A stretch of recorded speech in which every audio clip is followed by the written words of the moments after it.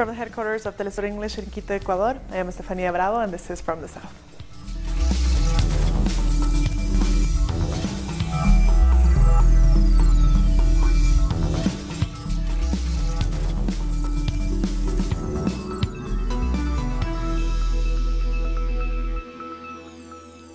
Argentina, Costa Rica, and Panama have told Venezuela that they won't interfere in its territorial dispute with Guyana. All three countries signed a declaration by the Lima Group earlier this month, which included support for Guyana in a maritime confrontation with Venezuela. They have now written to Venezuela to say they respect international law. The Venezuelan foreign minister noted this means they no longer support point 9 of the Lima Declaration. And one day after the Venezuelan president Nicolás Maduro was sworn in for a second term, the Mexican president has spoken out in support of Venezuela's rights. Andrés Manuel López Obrador said that Mexico should show respect to all governments, whether in Venezuela or in the U.S. I want to ask you what you think about President Nicolás Maduro's cry of Viva Mexico at his swearing in, because of Mexico's support in not signing the Lima Group Declaration.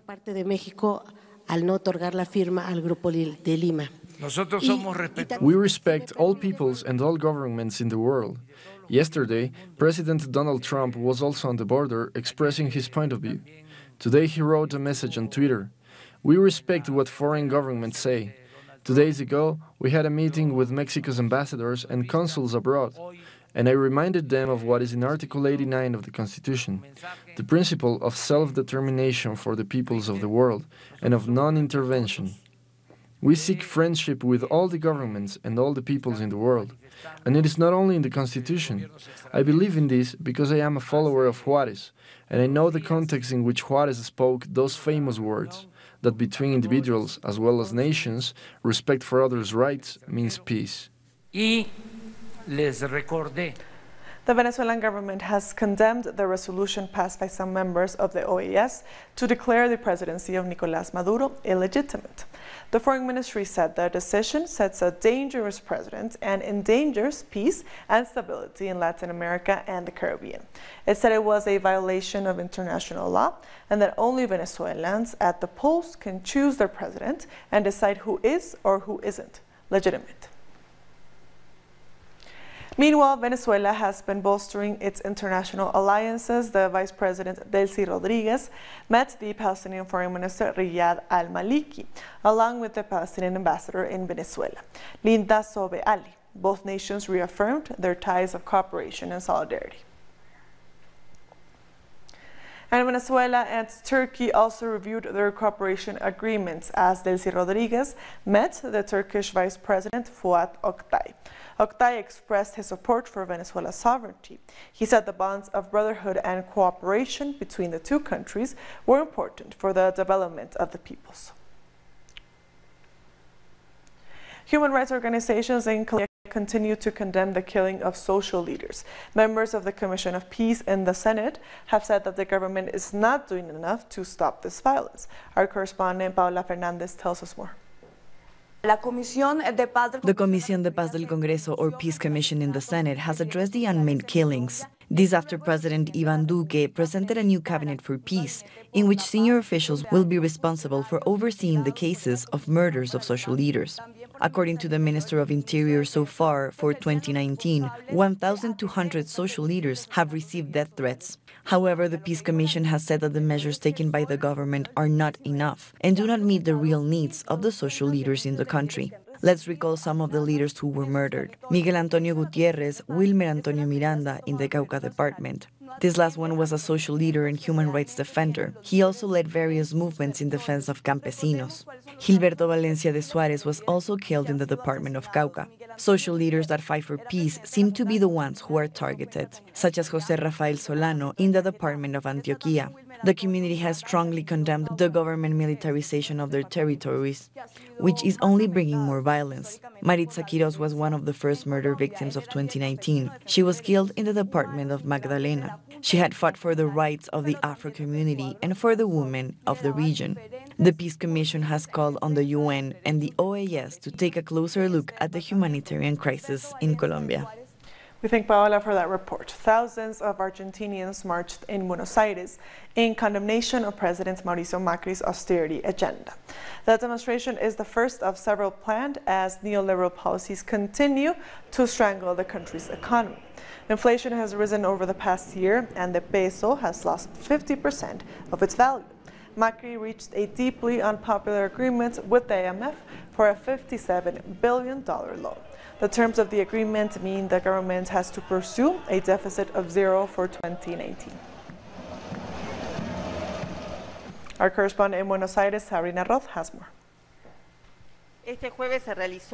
The first demonstration against high utility prices announced by the government in December 2018 took place in Buenos Aires on Thursday. The increases are brutal.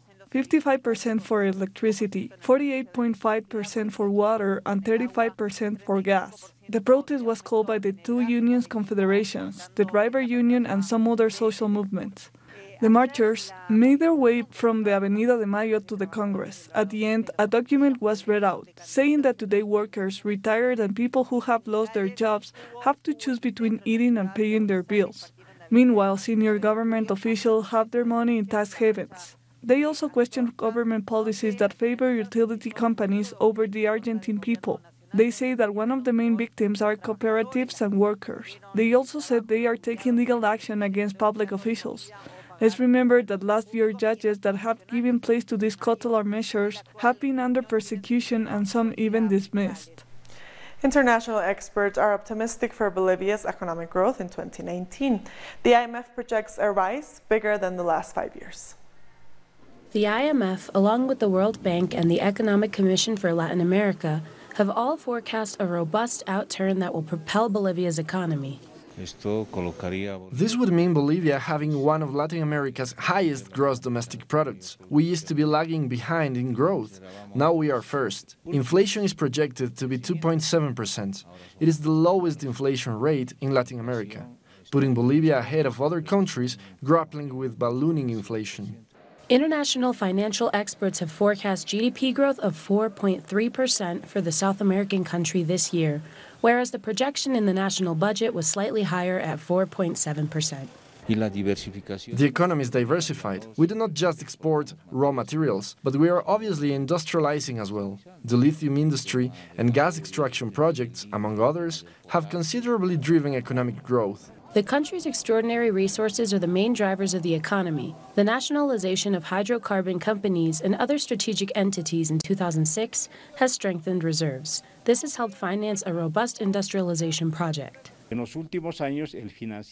the last few years, the financing of these investment projects has mainly been done through internal resources. That has changed radically because before the largest portion of financing came from outside. However, the tax deficit is projected to be quite low. The state in its budget projected a 1.4% reduction from last year's fiscal deficit of 6.98%. New investments of more than $9 billion, which is significantly higher than the previous years, are also expected. We'll be back very soon. Stay with us.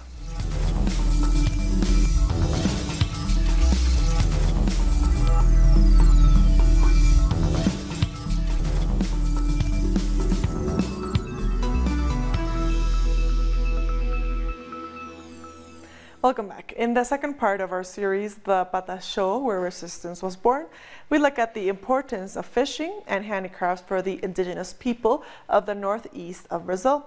For them, these activities are part of their determination to take care of nature and their ancestral lands. The lands where the Pataxo live today have been inhabited by their ancestors since time immemorial. Today they live in a number of villages, mainly in the south of the state of Bahia. The Pataxo have always defended their cultures, their traditions, and their land. This is Chief Jitai of Tiba village, who as a leader keeps fighting for his people's territory. They want these lands for themselves, while we, who were here even before the Portuguese arrived, have been left without land to work, because this land where we are isn't ours. The big landowners came to take our land, and the Catholic Church drew up documents saying that this land belonged to the people who were arriving. But where did that leave us? Where did we come from? Pataxo means water hitting the earth and returning to the sea. They were the first people to have contact with the Portuguese colonizers in the 16th century, and their lives have always been connected to water and sea. Yet, in recent times, these indigenous fishermen have had to fight attempts to block their access to the sea. We were banned from fishing here, but this place is ours. Today, after fighting for a long time, we finally got to fish here again. There are still restrictions, but at least we can fish again. In olden times, our fishermen were moved away from here, and that's why now we live in the hills. Those people came and bought these lands very cheaply, because our ancestors didn't know much about such things and they sold it to them. But now we want to recover our land and create a fishing village. These people live to resist and fight for their indigenous culture. Handicrafts are vital for them. This craftswoman from the Argawaxua village thinks that it is a way to preserve their legacy. My dad taught me this, and little by little, I learned it. He told me it was important to preserve our culture, not only with handicrafts, but with our language too. But that's one of the things we have been losing with time. The elders lost it before, but now we are trying to revive it and keep it alive in classrooms and outside of them too. Over the centuries, these warrior people have fought to overcome isolation, discrimination, and eviction from their territory. In the course of that struggle, generation after generation, they have been reborn, along with their culture and their ancestral land. This Thursday, Brazil's new president completed 10 days in office. Our correspondent in Brasilia, Danai Galetti, has been looking at how Jair Bolsonaro's first measures compare with those taken by Luis Ignacio Lula da Silva at the beginning of his presidency 16 years ago.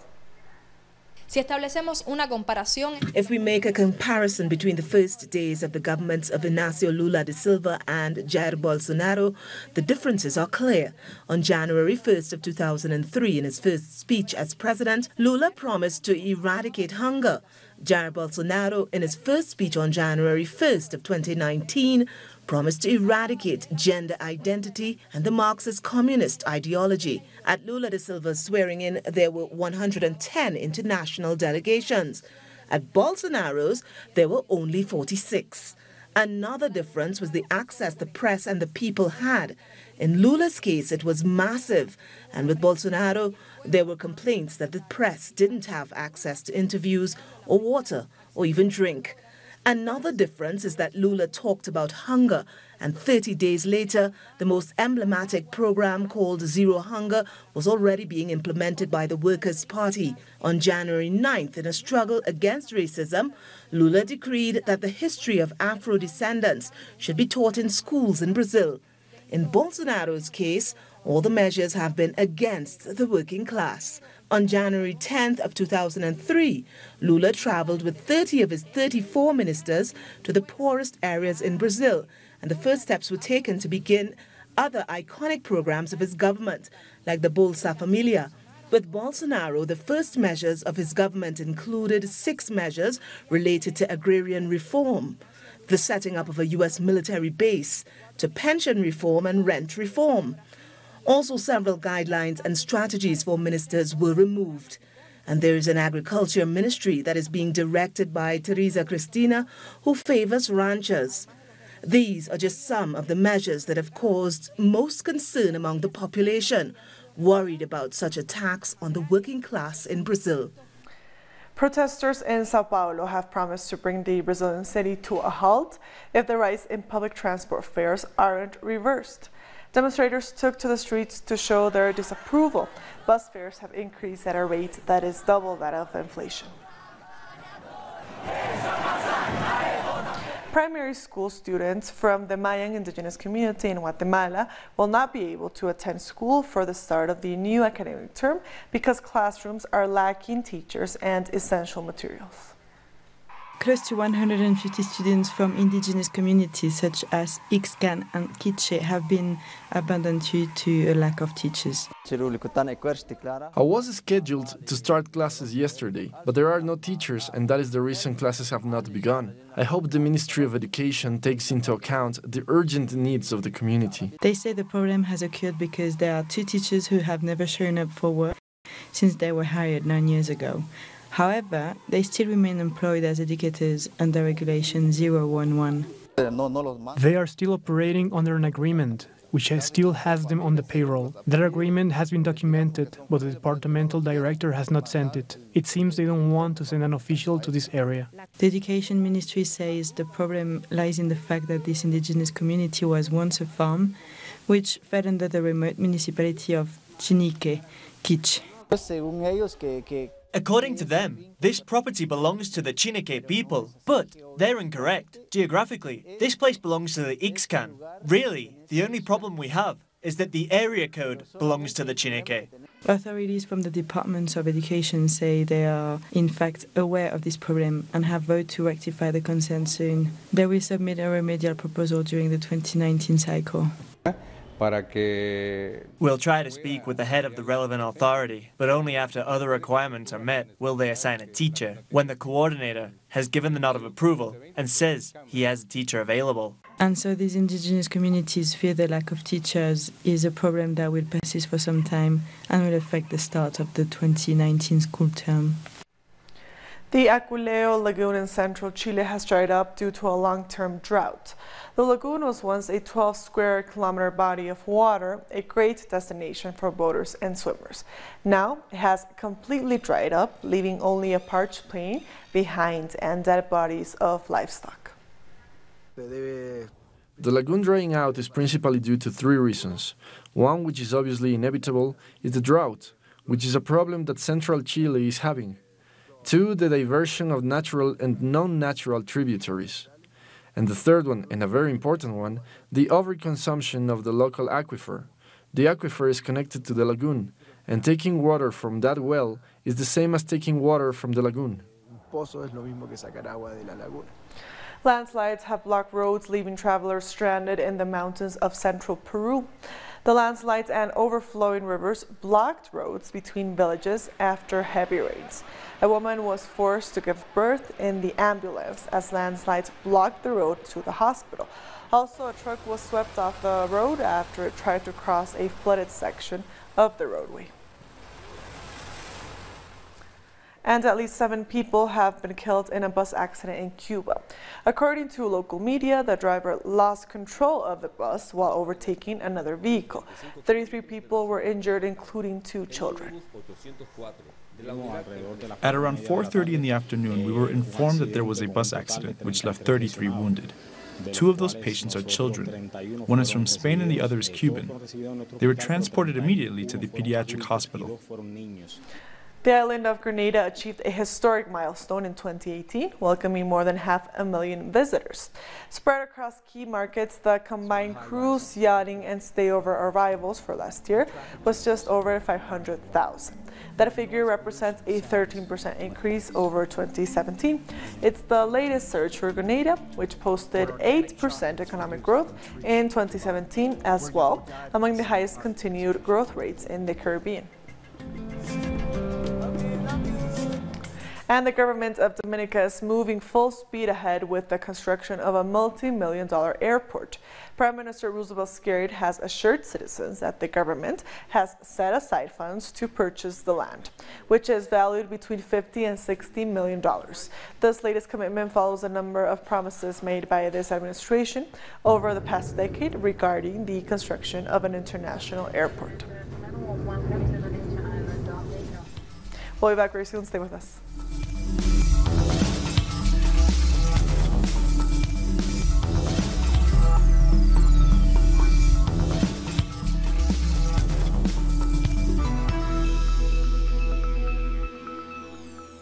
Welcome back. A Palestinian woman has been killed by Israeli forces while taking part in ongoing demonstrations near the Gaza-Israeli border. According to the Ministry of Health, 25 more people, including 2 journalists, have been injured. Protesters converged on the border to protest against Israel's continued occupation of Palestine. They are also demanding an end to Israel's 12-year blockade of the Gaza Strip, which have deprived citizens of basic commodities. And it was also reported that the Israeli Navy has attacked Palestinian fishing boats off the Gaza coast. Our correspondent Nayara Tardo has the details. Israeli forces continue to attack Palestinians. Yesterday afternoon, the Israeli Navy repeatedly fired at Palestinian fishing boats off the coast of the Gaza Strip. As a result, one of the boats was set on fire. The two fishermen on board were reportedly captured by naval forces and taken to an unknown location. The head of the Palestinian Fishermen Union in Gaza opened fire against the fishing boats located in the northern coast of Gaza. This is not the first time this kind of incidents occur. The Israeli Navy frequently attacks Palestinian fishermen, making their work difficult. Since 2007, the Gaza Strip is under Israeli blockade, which restricts the import of goods. It also forces Palestinian farmers and fishermen to heavily rely on their daily work to make a living. Many farmers are unable to cultivate their lands as they lack the necessary materials and also water and electricity. Recently, Israeli forces have attacked farmers in various ways, on many occasions confiscating their lands. These are just some of the reasons why Palestinians in the Gaza Strip have been protesting against Israeli forces on a weekly basis, and why Palestinians also organized the Great March of Return, demonstrations across the occupied territories. They say they will continue until the situation with Israel gets resolved. And runner-up presidential candidate in the DRC, Martin Fayulu, will approach the Constitutional Court to challenge the election result. Addressing supporters at his party headquarters, Fayulu vowed to go to court to demand a recount of the votes. Provisional results released on Thursday declared Felix Tshisekedi the winner with 38% of the vote, just ahead of Fayulu with 34%. Wake up, rise up, sons of the Congo. Take courage. We will go to the Constitutional Court to file an appeal. We will demand them to state their results, ballot by ballot, for each polling station. An Ebola survivor has given birth to a healthy baby girl in the Democratic Republic of Congo. Doctors at a health center said Josephine Ecoli and her baby, Silvana, are well, and that as far as they know, Silvana is the first baby to be born Ebola-free to a mother who was previously infected. Thousands of teachers in Greece have taken to the streets to protest against government plans to change procedures for hiring staff. The bill under consideration by the government will put more emphasis on qualifications than years of experience when hiring teachers, but unions say this will disadvantage older teachers. The House of Representatives Speaker Nancy Pelosi says there is a pathway to end the partial government shutdown. The Democratic representative called on President Donald Trump to end the shutdown and allow a discussion on what is the best way to protect the border. But the fact is that what the president is proposing is not the best way to protect our borders. And I want to correct the record. He has not told the truth when he said he asked me if in 30 days I would support border security, and I said no. He knows, the people in the room know, that that was not what happened. What he said in 30 days, will you support a wall? And I said no. He went out and said something completely different, because he knows we all support border security and that there's a better way to do it. And U.S. Customs and Border Protection agents have carried out a readiness exercise drill at the San Isidro border post. The drill exercise left the border post closed for 15 minutes, attracting wide criticism for President Donald Trump, with some describing him as selfish. And with that story, we've come to the end of this news brief. These and other stories, as always, find them on our website at telesurenglish.net. And also join us on social media. We are on Facebook, on Twitter, and on Instagram for Telesur English. I am Stefania Bravo. Thank you for watching.